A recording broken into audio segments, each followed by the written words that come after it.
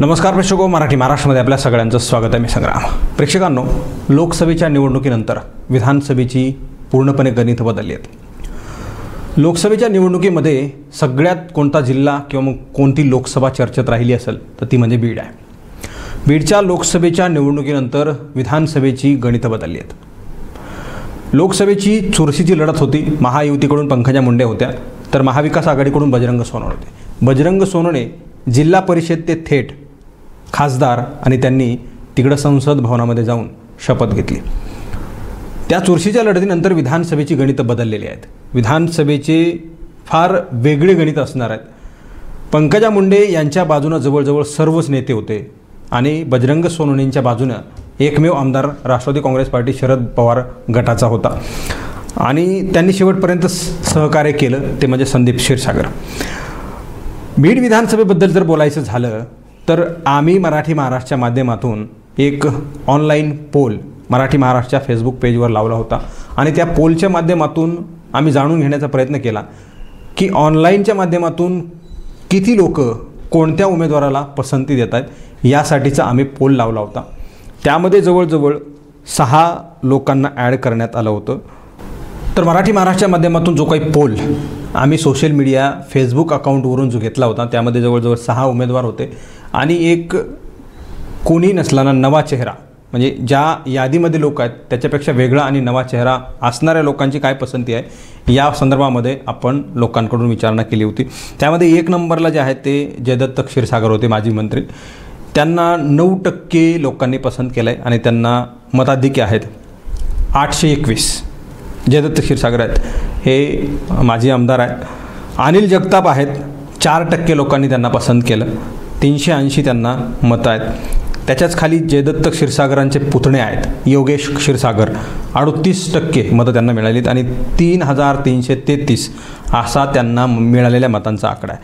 त्याच्याच खाली आत्ताचे विद्यमान आमदार आहेत संदीप क्षीरसागर, जे राष्ट्रवादी काँग्रेस पार्टी शरद पवार गटाचे. त्यांना 34% जे आहे ते लोकांनी पसंती दाखवलेली आहे. 3023 मतं त्यांना मिळालेली आहेत. त्याच्याच खाली शिवसेना शिंदे गटाचे जिल्हाप्रमुख आहेत कुंडलिक खांडे, त्यांना 2% लोकांनी पसंती दाखवली आणि 253 मतं त्यांना आहेत.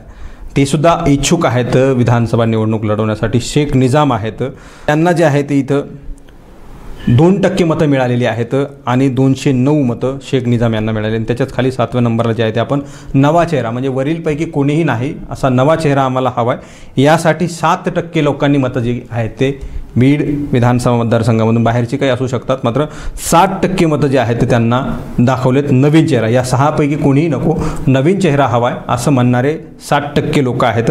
679 लोकांनी जे आहे ते त्या ठिकाणी मतं आपली नोंदवलेली आहेत. तर या सोशल मीडिया प्लॅटफॉर्मच्या पोलनुसार संदीप क्षीरसागर आणि योगेश क्षीरसागर हे दोन्ही बंधू आहेत. या दोघांमध्ये चुरशीची लढत होणार आहे. आपण जर या पोलच्या बाबतीमध्ये विचार केला तर ह्या दोघांमध्येही विधानसभेची जी आहे ती लढत होणार आहे. संदीप क्षीरसागर हे विद्यमान आमदार आहेत राष्ट्रवादी काँग्रेस पार्टी शरद पवार गटाचे, तर योगेश क्षीरसागर हे आहेत अजित पवार गटाचे इच्छुक उमेदवार आहेत बीड विधानसभा मतदारसंघामधून. आता बीड विधानसभा मतदारसंघामधून जवळजवळ अनेक लोक इच्छुक आहेत. अनिल जगताप आहेत शिवसेना शिंदे गटाचे, शिवसेना शिंदे गटाचेच कुंडलिक खांडे इच्छुक आहेत, जयदत्त क्षीरसागर इच्छुक आहेत, तिकडं राजेंद्र मस्केसुद्धा इच्छुक होते भारतीय जनता पार्टीचे जिल्हा अध्यक्ष. मात्र निवडणुकीनंतर जो काही पराभव सहन करावा लागला त्यामुळे ते जरा बॅकफुटवर गेलेले आहेत, सध्या चर्चेमध्ये नाही आहेत. मात्र अनेक लोकांनी, आता ज्योती मेटेसुद्धा आहेत, त्यांनासुद्धा विधानसभा निवडणूक लढवायची आहे. असे अनेक इच्छुक लोक आहेत. आणि या दोघांमध्ये, म्हणजे या सर्व लोकांमध्ये आम्ही जो पोल घेतला आहे त्यामध्ये योगेश क्षीरसागर यांना मताधिक्य जास्त आहे, लोकांची पसंती आहे. आता येणाऱ्या काळामध्ये मतदार नेमका कुणाला आमदार करतो हे पाहावं लागणार आहे. तत्पूर्वी चर्चेला उदाहरण आलेलं आहे म्हणून आपण या सगळ्या गोष्टी या ठिकाणी मराठी महाराष्ट्र प्रेक्षकांना दाखवतो किंवा मग त्यांच्यासमोर मांडतो आहे. संदीप क्षीरसागर आहेत विद्यमान आमदार, त्यांना ओबीसी समाजाकडून मोठ्या प्रमाणावर विरोध होतो आहे. संदीप क्षीरसागर हे स्वतः ओबीसी आहेत, मात्र त्यांनी बजरंग सोनवणे यांना सहकार्य केलं आहे. म्हणजे ज्या प्रकारे मराठा समाजाने आंदोलनाच्या काळामध्ये गावात येण्यासाठी लोकांना बंदी घातली होती, तशाच प्रकारची बंदी आता ओबीसी लोकांनी घातलेली आहे. वंजारी समाजाच्या लोकांकडून संदीप क्षीरसागर यांना 2 वेळा जे आहे ते बाहेर काढून देण्यात आलेले, त्यांना विरोध करण्यात आला होता, त्यांच्या विरोधामध्ये घोषणाबाजी करण्यात आली होती पंकजा मुंडे यांच्या समर्थकांकडून. आता आज दुसऱ्यांदा म्हणजे 2 दिवसापूर्वी याच्या अगोदर संदीप क्षीरसागरांना गावामधून बाहेर जावं लागलं होतं. खरं तर दुसरी बाजू त्याची अशी आहे की त्याच गावामधला एक कार्यकर्ता संदीप क्षीरसागरांचा त्यांच्या घरी त्यांना चहा घ्यायला बोलवलं होतं, मात्र तिथून जात असताना त्यांना घोषणाबाजी करून गावाच्या बाहेर काढून दिलं. तर आता पुन्हा एकदा संदीप क्षीरसागरांना वंजारी समाजाकडून ट्रोल करण्यात येतं, त्यांना विरोध करण्यात येतोय. आज सुद्धा त्यांना गावाबाहेर म्हणजे गावात येऊ दिलं नाही. ते जे आहे ते दौरा करत होते किंवा मग गावात गाठी भेटी देत होते, त्याच दरम्यान जे आहे ते त्यांना विरोध करण्यात आलेला आहे. आता योगेश क्षीरसागर हे पंकजा मुंडे यांचे समर्थक आहेत. संदीप क्षीरसागरांनी बजरंग सोनवणेचं काम केलं आणि पंकजा मुंडेंच्या विरोधामध्ये काम केलं, म्हणून संदीप क्षीरसागरांना जे आहे ते इथं मतदारसंघामध्ये ओबीसीकडूनच विरोध केला जातोय. खरं तर आता संदीप क्षीरसागर हे ओबीसी आहेत, मात्र मराठा उमेदवार असलेल्या बजरंग सोनवणे यांना त्यांनी सहकार्य केलेलं आहे. आता बजरंग सोनवणे यांना त्यांनी सहकार्य केलं आहे म्हणून मराठा त्यांना तारणार का, आणि योगेश क्षीरसागर यांनी पंकजा मुंडे यांना सहकार्य केलं म्हणून त्यांना ओबीसी समाज जवळ करणार का किंवा मग त्यांना मदत करणार का, अशी चर्चा सध्या आता होऊ लागलेली आहे. संदीप क्षीरसागरांना विधानसभेला कशा प्रकारचा विरोध ओबीसीकडून होतो हे आत्ता आपल्याला कळतं, कारण संदीप क्षीरसागरांना मोठ्या प्रमाणावर प्रचंड विरोध केला जातोय. तर दुसरीकडे योगेश क्षीरसागर यांच्या पारड्यामध्ये सोशल मीडियावर चांगल्या प्रकारे मतं जे आहेत ते लोकांनी दिलेले.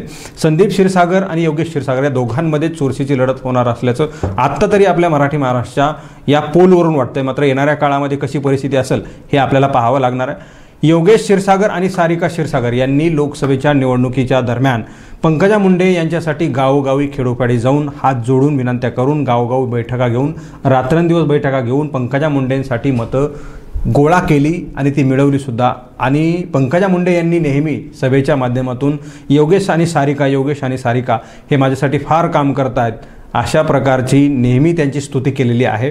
त्यामुळे योगेश क्षीरसागर सध्या चर्चेत आहेत.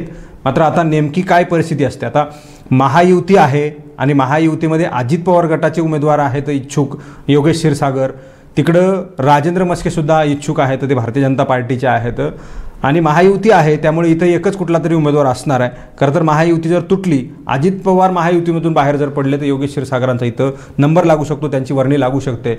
आणि जर महायुती राहिली तर इथं जे आहे ते अजित पवार गटालाच उमेदवारी मिळू शकते. महायुती जर नाही राहिली तर राजेंद्र मस्के असू शकतात, तिकडं योगेश क्षीरसागरसुद्धा असू शकतात. म्हणजे इथं राष्ट्रवादीची जागा आहे, त्यामुळे योगेश क्षीरसागर हे कधीही फिक्स असतील असं म्हणायला काय हरकत नाही. मात्र पार्टीकडून उमेदवारी नेमकी तर कोणाला दिली जाते, योगेश क्षीरसागरांची उमेदवारी फिक्स आहे का याबद्दल आपण विचारणा केली असता आपली उमेदवारी फिक्स आहे असं त्यांनी सांगितलं होतं. मात्र येणाऱ्या काळामध्ये कशा प्रकारची ही सगळी परिस्थिती राहते हे पाहणं महत्त्वाचं ठरणार आहे. सध्या तरी योगेश क्षीरसागर आणि संदीप क्षीरसागर या दोघांमध्ये चुरशीची लढत आहे. खरं तर जयदत्त क्षीरसागरसुद्धा हे विधानसभेच्या रणांगणामध्ये असणार आहेत येणाऱ्या काळामध्ये. मात्र ते कुठल्या पार्टीकडून असतील किंवा अपक्ष असतील, काय नेमकं असेल या सगळ्या गोष्टी आहेत. बीड विधानसभा अत्यंत रंजक आणि फार मजेशीर असणार आहे. अनेक उमेदवार इथं असणार आहेत, अपक्ष असतील, काही पार्टीचे उमेदवार असतील, काही तगडे असतील, काही नवे चेहरे असतील. त्यामुळे बीड विधानसभा आता खरं तर महाराष्ट्रातल्या सगळ्याच विधानसभा ह्या फार चर्चेच्या ठरणार आहेत. त्यामधली एक विधानसभा असलेली बीड आहे आणि त्यामध्ये बीड आणि परळी या 2 विधानसभांमध्ये चांगल्या प्रकारची चुरशीची लढत असेल. कशा प्रकारची ही लढत होईल हे येणाऱ्या काळामध्ये आपल्याला कळणार आहे. त्यामुळे मित्रांनो, या सगळ्या गोष्टीवर तुम्हाला काय वाटतं तुम्ही कॉमेंट बॉक्समध्ये प्रतिक्रिया द्या. कोण नेमका आमदार बीड विधानसभेचा होऊ शकतो याबद्दल सुद्धा त्या ठिकाणी कॉमेंट करा. हा व्हिडिओ तुम्हाला आवडला असेल तर जास्तीत जास्त शेअर करा. चॅनलवर तुम्ही नवीन असाल तर चॅनल सबस्क्राईब करा, बेल आयकॉन प्रेस करा. हा व्हिडिओ तुम्ही फेसबुकच्या प्लॅटफॉर्मवर पाहत असाल तर तिथेही फेसबुकच्या पेजला लाईक करा, फॉलो करा, शेअर करा. धन्यवाद.